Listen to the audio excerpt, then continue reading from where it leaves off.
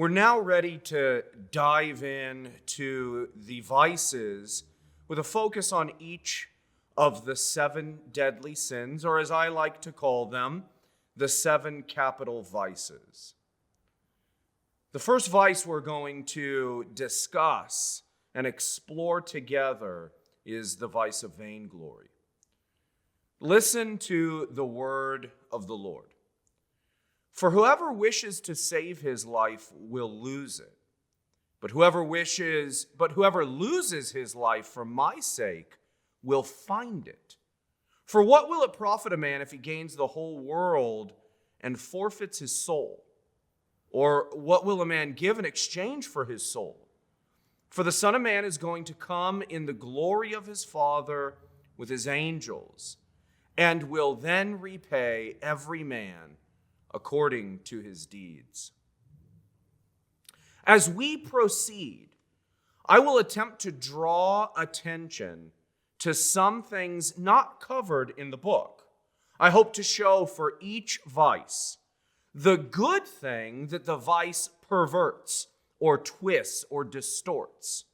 I also hope to show how understanding the vices can illuminate our understanding of the Bible, with a special emphasis on how the beginnings of the vices might show up in the story of the fall in the Garden of Eden, found in Genesis 2 and 3. Lastly, I want to highlight how the vices alienate us from God, from each other, and from ourselves.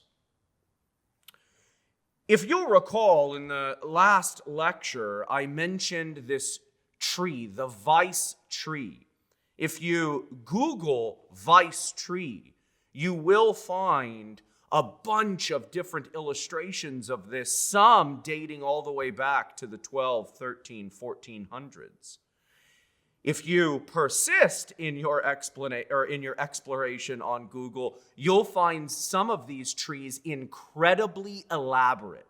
Branches feeding into other branches, fruit producing other fruit and other fruit. This tradition is rich and deep. Tons of different names given to various symptoms, causes of these vicious, destructive tendencies. Remember, pride is at the root of our tree in the tradition that we're looking at. Pride is not in the tradition that we're looking at. It's not one of the 7 deadly or one of the capital vices. Instead, it is the thing that breeds, that grows the vices. And so the way that I conceptualize this, remember, is that each vice is really a different manifestation of pride. We have 7 branches, and then we have fruit. We'll explore the fruit of each vice near the end of most of the lectures.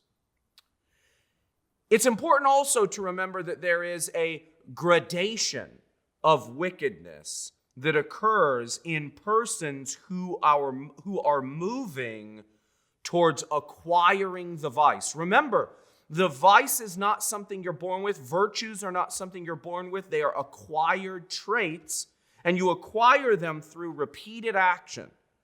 Right? Once the vice or the virtue becomes habitual, behaving in accord with the virtue or behaving in accord with the vice, thinking in accord, desiring, loving, feeling in a way that matches the virtue or the vice, once you do all that stuff just naturally, second nature, you've got the vice.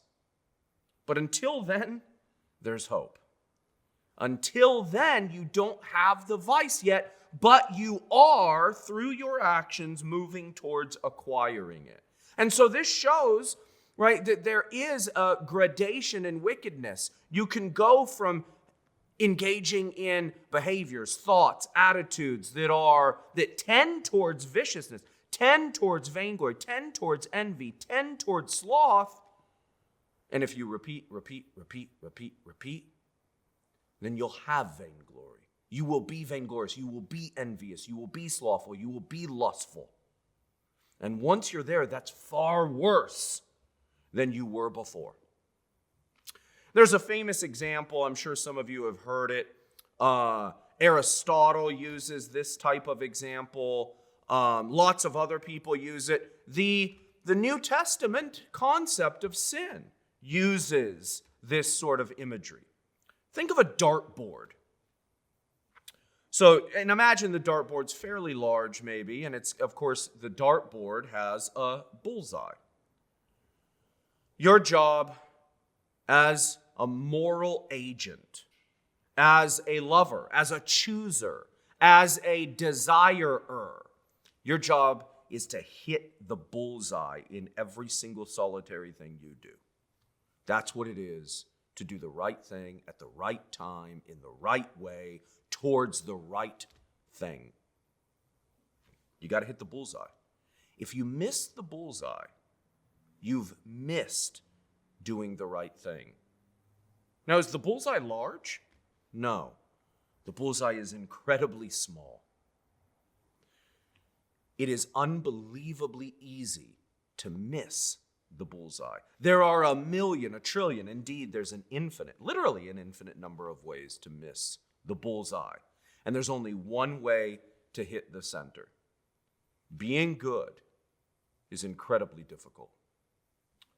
As I said, the first vice that we're going to look at is vainglory. Vainglory is not a term that many of you are probably familiar with, but the idea of vainglory is something you are perhaps more familiar with than any previous generation in the history of the world. Lots of people think that there are certain sort of vicious tendencies that might describe various generations, various eras. I think there might be something to that. I think we better be careful not to go overboard with that. My generation perhaps had a vicious tendency towards one thing. It may be the case that this generation's more dominant vice is vainglory. Vainglory, here's our definition, and this definition comes from Aquinas, Thomas Aquinas. Vainglory is the excessive and disordered desire for recognition and approval from others. Vainglory is the excessive and disordered desire for recognition and approval from others. It's important to highlight a couple of things about this definition, and I'm going to do this for each vice. Hopefully I'll remember to do it. If I don't, you remember. Notice that vainglory is a matter of desire. So it's an internal thing. It's a heart thing. In the Bible, our hearts are not divorced from our minds. This is not a biblical idea that I have a mind and a heart and they're sort of completely distinct and can operate independently of one another. No, in the Bible, our hearts are where our deepest loves, desires, thoughts, beliefs, commitments are located. So when the Bible talks of the heart, it's talking in that way. It's drawing our attention to the center of our being. The thing that sort of allows us to make sense of the world. That's what your heart is.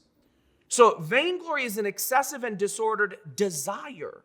It's an internal, it's a heart thing. Notice also that it is excessive or disordered. So that means there's a proper amount of this desire. There's an ordered amount of this desire. That's important. So vainglory takes the proper amount of a desire for recognition and approval from others, an ordered desire for recognition and approval from others, and vainglory twists it, perverts it, distorts it. Vainglory exaggerates it. It disorders this thing that is perfectly fine in and of itself.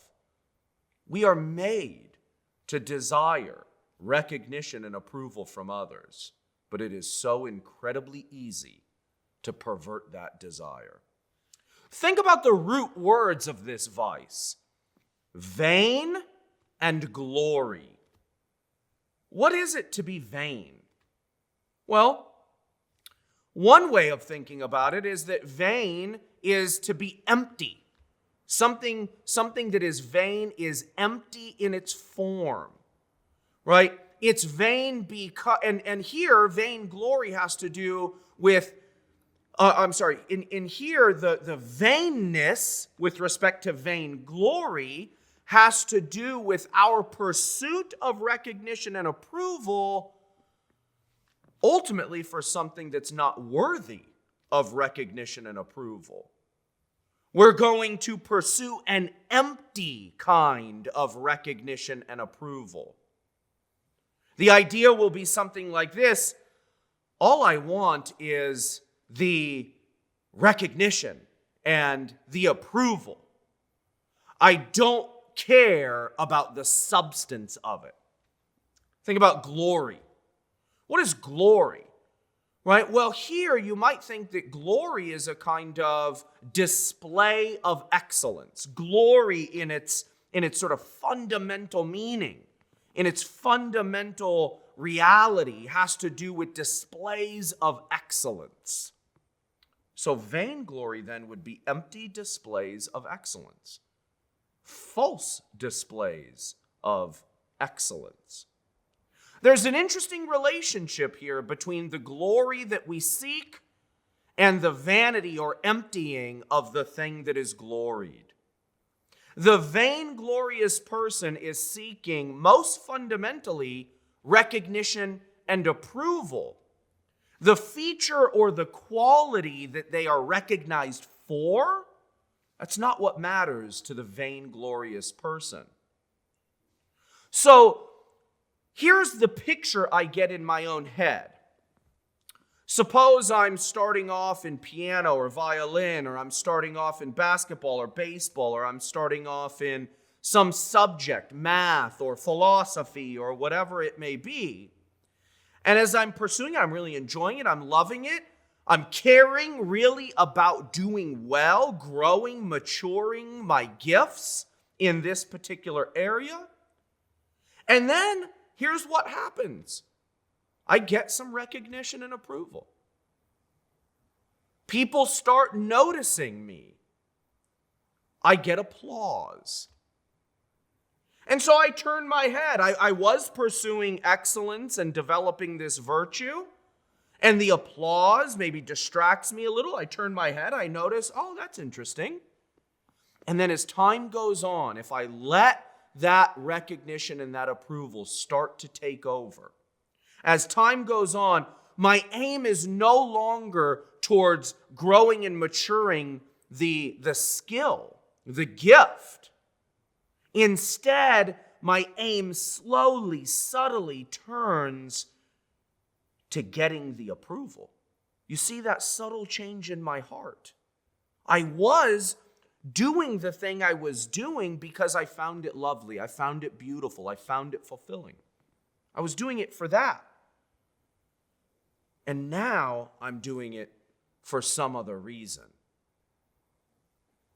When we think about vainglory, what we have to see here is that our pursuit of the thing starts off maybe being truly praiseworthy and honorable.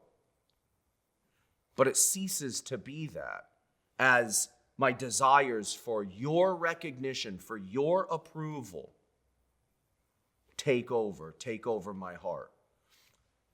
I've got to confess here. I think my own position as a professor can get in the way sometimes of this. I've got to be very careful. I stand in front of students. I've stood in front of hundreds and thousands of students over my career. And I want you to approve. I want you to recognize my gifts, the care that I take when I'm planning my lectures and my assignments and my grading, my love of you and concern. I want you to recognize that and approve of it. And I've got to be very careful that the recognition and approval that I do desire doesn't take over, and I seek that as my primary good. We've got to also, as we talk about vainglory, as we talk about each and every one of the vices, we need to pay special attention to this. It is common for us to confuse the vice itself with some other thing in the neighborhood, and often the other thing in the neighborhood is not quite as bad as the vice. You see what happens? We confuse the vice with some other thing, and now the vice doesn't seem so bad. An obvious one with vainglory is what the ancients and the medievals called ambition. Ambition at its root is the desire to be recognized by the right people. And by this desire to be recognized by the right people, the ambitious they're typically discerning. They're typically pretty good at distinguishing the right people from the non-right people, from the wrong people. That is, the ambitious typically know whose opinion matters when it comes to playing the violin, the piano, baseball, basketball, doing math well, or whatever it may be. Vainglory is not ambition, but you can see how closely related it is to ambition. The vainglorious person takes ambition and tweaks it and twists it. They start off caring about the opinions, the approval and recognition of those who really are the proper authorities. But then they stop caring about that, and they just want the recognition and approval. Think about Miley Cyrus here. Now, I've got to be very careful. I am not saying that this is actually true of Miley Cyrus. Deep down in her heart, I do not know her heart. But just based on sort of appearance, based on various stories in the news, you might think that maybe at some stage in her career, there was a quest for recognition and approval that overtook her quest for musical excellence. How do we see this? Well, when you decide to dance on wrecking balls and lick sledgehammers in order to get attention, in order to get more views on your video, you might think, well, what's motivating that? The idea might be, you might think, she might need to check her heart. I'm not saying this is true of her. I don't know her heart. But maybe what's motivating that is, I want attention. Think of Cardi B. There's a great story in GQ magazine from a number of years ago. It broke my heart as I read it. It turns out this woman, Cardi B, is incredibly smart.